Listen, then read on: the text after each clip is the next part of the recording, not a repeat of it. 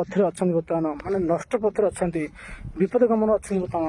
ପରିବାର ନଷ୍ଟ ହେଇଯାଉଛି, ପରିବାର ଉଜାଡ଼ ହେଇଯାଉଛି, ଶାନ୍ତି ନାହିଁ। ଅନେକ ମଦ ପାଣି ଖାଇକି ଅନେକ ପରିବାର ଅଶାନ୍ତି ଦୁଃଖରେ ପରିପୂର୍ଣ୍ଣ। ହଁ ପ୍ରିୟ ମୋର ଭାଇ ଭଉଣୀ ମାନେ, ଏଇ ଦୁଃଖରୁ, ଏଇ ଅଭିଶାପରୁ, ଏଇ ରୋଗ ସମସ୍ୟାରୁ ଆପଣମାନଙ୍କୁ ପ୍ରଭୁ ଉଦ୍ଧାର କରିବାକୁ ଚାହୁଁଛନ୍ତି। ସେଥିପାଇଁ ଆପଣ ଡାକୁଛନ୍ତି।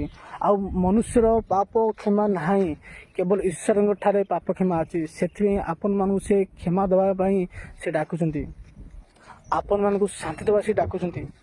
କାହିଁକି ପ୍ରକୃତିରେ ବାସ୍ତବରେ ମନୁଷ୍ୟମାନଙ୍କ ଠାରେ ଶାନ୍ତି ନାହିଁ। ସେଥିପାଇଁ ଈଶ୍ୱର ଡାକୁଛନ୍ତି, ତାଙ୍କର ସେ ଶାନ୍ତି ଆପଣମାନଙ୍କୁ ଦେବାକୁ ଚାହୁଁଛନ୍ତି। ଯଦି ଆପଣମାନେ ଆସିବେ, ତାଙ୍କର ଶାନ୍ତି, ସ୍ୱର୍ଗୀୟ ଶାନ୍ତିର ସୌଭାଗ୍ୟତା ଅନୁଭବ କରିପାରିବେ, ଜାଣିପାରିବେ। ଆପଣ ଦେଖନ୍ତୁ, ଦୁନିଆ ସାରା ଆପଣ ମାନେ ଭଉଣୀ ଯିବେ ସିନା, ଶାନ୍ତି ମିଳିବନି। ଟଙ୍କା ଇନକମ୍ କରିପାରିବେ, ଚାକିରି କରିପାରିବେ, ସବୁ କରିପାରିବେ,